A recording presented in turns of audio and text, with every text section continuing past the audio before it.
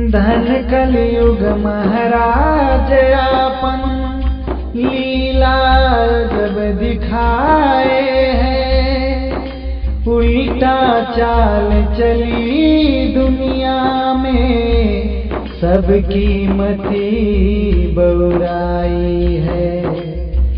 धर्म गया पाताल में, सब पे बेधर्मी छाई है। आपस में सब लड़के मरे, ईमानो नहीं कसाई है।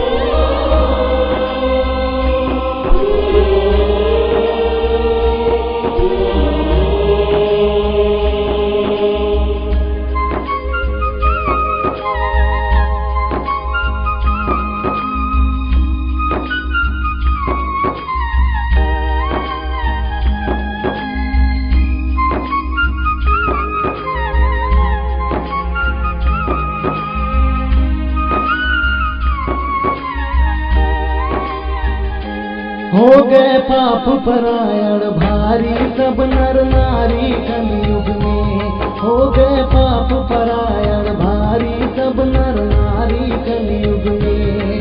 नर नारी कलयुग में, हो नर नारी कलयुग में। हो गए पाप परायण भारी, सब नर नारी कलयुग में। हो गए पाप परायण भारी, सब नर नारी कलयुग में।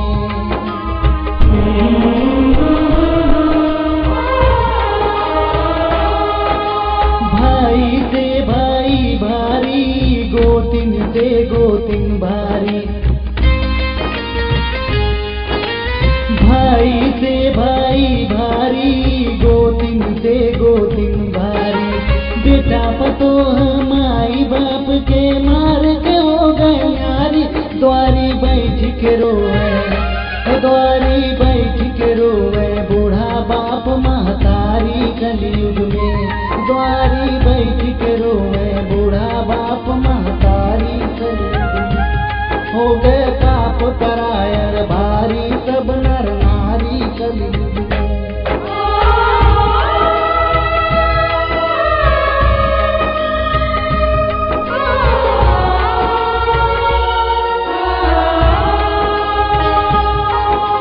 सबके नारी सीता द्रौपदी रहे धर्म पे साचे।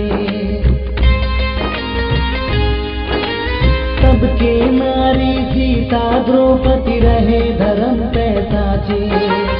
अब के भी के पैसा ऊपर नंग सभा में नाचे। नाचे सिनेमा, नाचे सिनेमा, घर जा तस्वीर उघारी कलयुग में। नाचे सिनेमा, घर जा तस्वीर उघारी कलयुग में। हो गए पाप परायण भारी, सब नर नारी कलयुग में।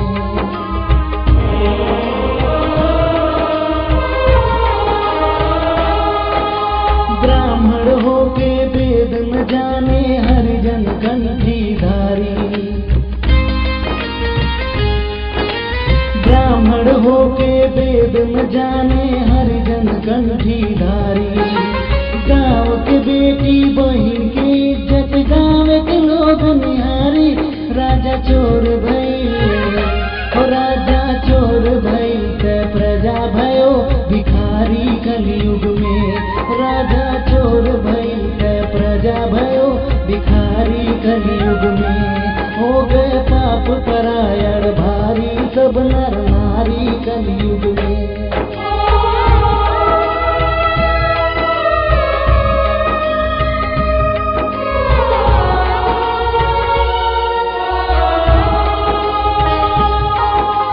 दही दूध घी गोरस के कम में पूछन हार। दही दूध घी गोरस के कम में पूछन हार। मीठ मांस की दुकान पे में होत हमारा मार, फूटे का पार जहाँ, फूटे का पार जहाँ बीके शराब तारी कलयुग में, फूटे का पार जहाँ बीके शराब तारी कलयुग में। हो गए पाप परायण भारी सब नर नारी कलयुग में।